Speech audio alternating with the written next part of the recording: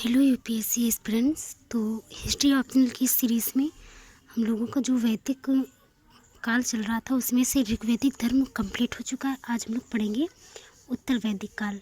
तो इसका time period है वो है 1000 से लेकर 600 ईस्वी पूर्व।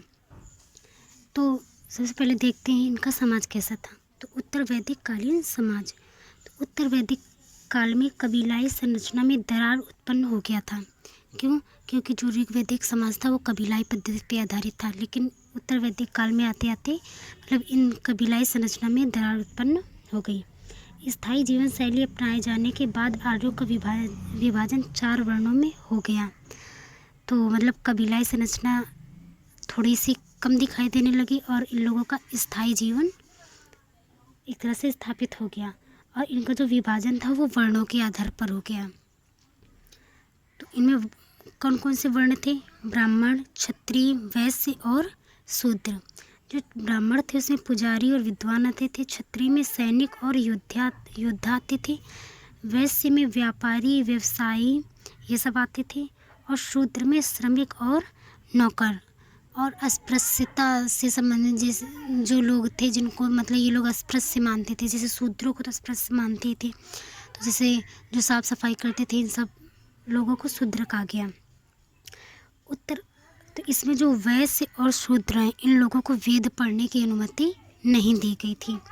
उत्तर वैदिक काल में समाज का विभाजन वर्ण व्यवस्था में जन्म से और कर्म के आधार पर किया गया था। मतलब उत्तर वैदिक काल में जो समाज था उसमें जो वर्ण का विभाजन था वो जन्म और कर्म के आधार पर कर दिया गया। संयुक्त एवं पितृसत्तात्मक परिवार व्यवस्था प्रचलित थी। ये तो उसी से रिलेटेड हो गया ऋग्वैदिक धर्म की तरह। पिता को अपनी संतान को बेचने, निकासी देने व दंड देने का अधिकार था। मतलब इनके समझ में क्या था कि पिता को ये अधिकार था कि वह अपने पुत्र को बेच सकता है, उन्हें दंड दे सकते हैं, उन्हें अपने घर से निकाल सकते हैं।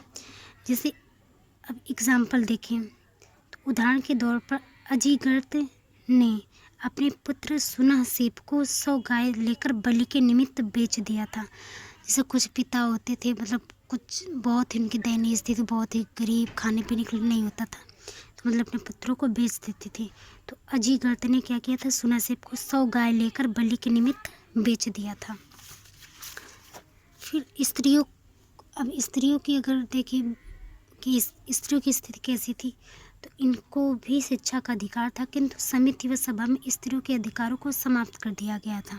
जो ऋग्वैदिक काल में सभा और समिति में उनको अधिकार दिया गया था, लेकिन यहाँ आते आते इनके अधिकार समाप्त कर दिए गए। धार्मिक और सामाजिक क्षेत्र में विभेद किया जाने लगा और समाज में अनेक श्रेणियों का उदय हुआ जो कठोर होकर विभिन्न जातियों में बदलने लगी थी। जाति व्यवस्था के उदय के पश्चात कुछ सामाजिक प्रथाओं का विकास हुआ, जैसे आश्रम व्यवस्था में ब्रह्मचर्य, गृहस्थ, वानप्रस्थ और संन्यास। तो ये 4 आश्रम व्यवस्था का मतलब क्या हुआ? विकास हुआ। तो ये हो गई हमारी सामाजिक स्थिति। अब देखते हैं लोगों की आर्थिक स्थिति कैसी थी। तो ऋग्वैदिक आर्थिक स्थिति उत्तर वैदिक काल की अर्थव्यवस्था की जानकारी ऋग्वेद के बाद की संहिताओं एवं चित्रित धूसर मृदभांडों से प्राप्त होती है। साहित्यिक साक्ष्यों से स्पष्ट है कि इस काल में जीविका के मुख्य साधन के रूप में कृषि को महत्व दिया जाता था। यहाँ पर जीवक अर्थव्यवस्था का जो प्रमुख आधार था वो क्या था? वो था कृषि। शतपथ ब्राह्मण में कृषि की 4 क्रियाओं का उल्लेख है: जुताई, बुआई, कटाई और मड़ाई। वो भी किसमें? शतपथ ब्राह्मण में। ठीक। वैदिक लेखों में समुद्र व समुद्री यात्राओं का उल्लेख है, जो ये दर्शाता है कि वर्तमान का समुद्री व्यापार आर्यों के द्वारा शुरू किया गया था। वैदिक लेखों में किसका? समुद्र यात्राओं का वर्णन दिया गया। अब समुद्र यात्राएं किस लिए होती होंगी? व्यापार के लिए। तो मतलब यहाँ से हमें विदेशी व्यापार की भी जानकारी मिलती है। तो आर्थिक स्रोत कौन कौन से हुए? पहला हुआ कृषि, दूसरा हुआ मतलब कृषि में हो गया जैसे शिल्प हो गया, कृषि हो गया, वैदेशिक व्यापार। वैदिक लेखों में समुद्र व समुद्री यात्राओं का उल्लेख है, जो ये दर्शाता है कि वर्तमान का समुद्री व्यापार आर्यों के द्वारा शुरू किया गया था। श्रेयस्थिन शब्द ये बताता है कि इस युग में संपन्न व्यापारी थे। आर्य सोने की मुद्राओं के लिए विशेष सोने के वजनों का प्रयोग करते थे। मतलब उस समय भी सोने की मुद्रा टाइप का कुछ चलता था, जैसे सतमाना, निष्का, कौशाम्बी, काशी, विदेहा प्रसिद्ध व्यापारिक केंद्र थे। अब से ये इम्पोर्टेंट है, ये जो 4-5 नाम दिए प्रीलिम्स के पॉइंट ऑफ व्यू से इम्पोर्टेंट हो जाते हैं। इसे पूछ लिया जाए कि सतमाना, निष्का, कौशाम्बी में मतलब ये ऋग्वैदिक काल के मतलब क्या है, पत्तन है या व्यापारिक केंद्र है या महत्वपूर्ण नगर हैं, धार्मिक स्थल हैं, तो हम लोगों का मतलब क्या ऑप्शन सही होगा कि ये एक व्यापारिक केंद्र थे। एक बार फिर से रिपीट, सतमाना, निष्का, कौशाम्बी, काशी और विदेहा व्यापारिक केंद्र थे। ब्राह्मण तथा क्षत्रिय अधिकांशतः राजकीय करों से मुक्त थे। तो जो ब्राह्मण और क्षत्रिय थे मतलब जो इनका जो जाति का विभाजन था, जो ऊपरी स्तर के लोग थे ब्राह्मण और क्षत्रिय, इन ये करों से मुक्त थे। राज्य को कर का अधिकांश भाग वैश्यों से प्राप्त होता था। सबसे ज़्यादा कर कौन देते थे? वैश्य लोग देते थे। मतलब देखो, वैश्य और वैश्य में अंतर है। एक वैश्याएँ वो होती है जो नृत्य गायन वगैरह करके मतलब मनोरंजन करती थी, और वैश्य में मतलब आ जाते हैं व्यापारी वगैरह, कृषक वगैरह। राजकर अन्न व पशुओं के रूप में दिया जाता था। लोहे के प्रयोग के पश्चात कृषि अर्थव्यवस्था में व्यापक वृद्धि हुई। पशुपालन से कृषि अर्थव्यवस्था की ओर परिवर्तन के साथ ही इस काल में अनेक नई कलाओं तथा शिल्पों का उल्लेख मिलता है। बुनाई का कार्य केवल स्त्रियां ही करती थी, परंतु इनका उत्पादन विस्तृत पैमाने पर होता था, जिससे अर्थव्यवस्था समृद्ध हुई। तो अर्थव्यवस्था का स्रोत कृषि हो गया, विदेशी व्यापार हो गया, शिल्प हो गया, ठीक, और ये जो राजस्व कर हो गया। इस प्रकार उत्तर वैदिक अर्थव्यवस्था में ठोस परिवर्तन हुए। अर्ध पशुपालन, लोहे का प्रयोग, नई शिल्पकारी, वाणिज्य, व्यापार, राजकीय कर के माध्यम से अर्थव्यवस्था के विकास में अनूठा योगदान रहा। तो ये हमारा हो गया अर्थव्यवस्था। अब देखते हैं लोगों की राजनीतिक स्थिति कैसी थी। तो उत्तर वैदिक राजनीतिक व्यवस्था का विकास ऋग्वैदिक राजनीतिक व्यवस्था की पृष्ठभूमि पर ही हुआ। इस काल की राजनीतिक व्यवस्था की जानकारी के स्रोत सामवेद, यजुर्वेद, अथर्ववेद तथा वेदों पर आधारित ब्राह्मण, आरण्यक तथा उपनिषद हैं। इस काल की राजनीतिक व्यवस्था में हमें निरंतरता एवं परिवर्तन दोनों के तत्व दिखाई देते हैं। उत्तर वैदिक काल में आर्यों के विस्तार के साथ साथ राज्यों और राजवंशों में भी परिवर्तन हुए। मतलब उत्तर वैदिक काल में जो आर्यों का विस्तार तो हुआ है, इनके साथ क्या क्या हुआ, इनके राज्य बदले और राजवंश भी परिवर्तित हुए। कौशल, काशी, विदेह, पांचाल, कैकेय, कलिंग, सूरसेन आदि राजवंश प्रमुख बन गए। तो ये क्या थे? ये प्रमुख राजवंश बन गए। इस काल में जनपद बन गए। जो जन थे वो क्या हो गए? जनपद बन गए। मतलब जनपद क्या होता है? बड़े गांव। तो ये जन क्या हो गए? जनपद बन गए। अर्थात क्षेत्रीय राज्य की स्थापना हुई, जिसे पांचाल जनपद, कौशल जनपद, काशी जनपद, मत्स्य जनपद, कैकेय जनपद आदि। इसी परिप्रेक्ष्य में जन परिषदों ने अपना महत्व खो दिया तथा इससे राजकीय प्रभाव बढ़ गया। विधत पूर्णतया नष्ट हो गई। सभा और समितियों पर राजाओं, पुरोहितों एवं धनी लोगों का अधिकार हो गया। तो विधत नष्ट होती चली गई, सभा और समिति पर राजा और पुरोहितों का अधिकार, नियंत्रण हो गया। कुरु जनपद की राजधानी क्या थी? संधिवाद, हस्तिनापुर में कौशाम्बी। तो ये प्रीलिम्स के पॉइंट है, तो जरूरी थे इसलिए हमने इसको ऊपर नोट कर दिया था। स्त्रियों की स्थिति कैसी थी? तो स्त्रियों को सभा एवं समिति की सदस्यता से बहिष्कृत कर दिया गया। इस काल की राजनीतिक व्यवस्था मूलतः कबीलाई ढांचे पर ही आधारित थी, किंतु राजा के लिए सर्वभूपति एवं एक इंकुराट जैसी उपाधियों का प्रयोग किया जाने लगा। अनु, ध्रुव, तुर्वस, कृवि, पुरु तथा भरत जैसे जनों का लोप हो गया। उनके स्थान पर स्थायी राज्यों की स्थापना हुई। ऋग्वैदिक काल के ये जो 4-5 ये सब थे, ये कबीले हैं। मतलब वैदिक काल के महत्वपूर्ण ये क्या थे? कबीले थे। तो इनका क्या कर दिया गया? इनका लोप हो गया और इनके स्थान पर स्थायी राज्यों की क्या हो गई? स्थापना हो गई। ऋग्वैदिक काल के विपरीत अब कर संग्रहण ज़्यादा आसान हो गया था। शुल्क तथा भाग नामक कर की चर्चा मिलती है। प्रीलिम्स के पॉइंट ऑफ व्यू से भी ज़रूरी है। शुल्क और भाग क्या है? एक प्रकार के कर थे। कर संग्रह के कारण एक स्थायी प्रशासन की स्थापना के विकास को प्रोत्साहन मिला। अब कर संग्रह हुआ तो इससे मतलब क्या हुआ कि स्थायी प्रशासन को क्या मिला? इसकी स्थापना को एक प्रोत्साहन मिला। सतपथ ब्राह्मण में अब जैसे पूर्व का राजा क्या कहलाता था? सम्राट, पश्चिम के राजा स्वराट, उत्तर के राजा को विराट कहते थे, दक्षिण के राजा को क्या कहते थे? भोज कहते थे। ऋग्वैदिक काल के अंत में प्रारंभ हुए सामाजिक आर्थिक परिवर्तनों का प्रभाव उत्तर वैदिक राजनीति पर पड़ा।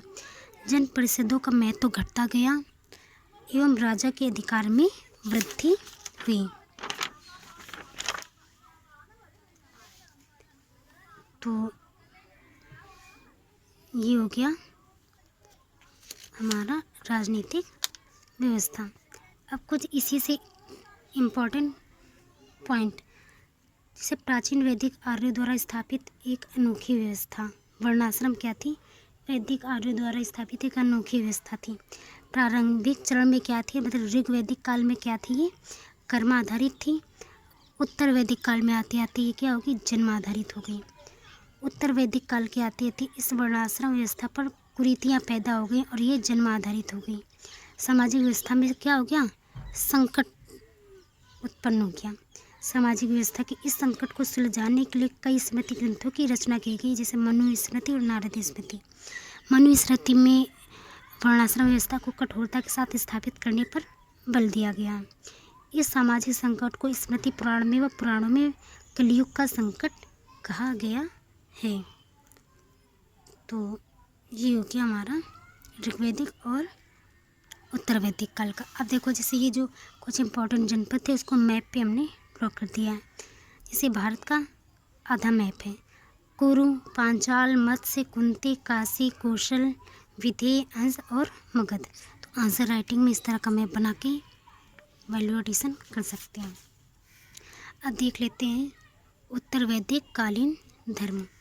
तो ऋग्वैदिक कालीन धर्म की तरह उत्तर वैदिक कालीन धर्म भी अपने स्वरूप में बहुदेववादी था, परंतु इस काल में अनेक उल्लेखनीय परिवर्तन देखने को मिलते हैं। धर्म तथा दर्शन के क्षेत्र में भी परिवर्तन देखने को मिलते हैं। ऋग्वैदिक काल में इंद्र, अग्नि, वरुण तीनों महत्वपूर्ण देवता के रूप में स्थापित थे, किंतु उत्तर वैदिक काल में प्रजापति, विष्णु, रुद्र स्थापित हो गए। गुप्त काल में विकसित त्रिदेव की परिकल्पना का आधार यहीं पर निर्मित हो गया था, जो ब्रह्मा, विष्णु, महेश। उपासना की पद्धति में विशेष परिवर्तन हुआ। यज्ञ का महत्व बढ़ गया, उसमें भी जटिल कर्मकांड का समावेश हो गया।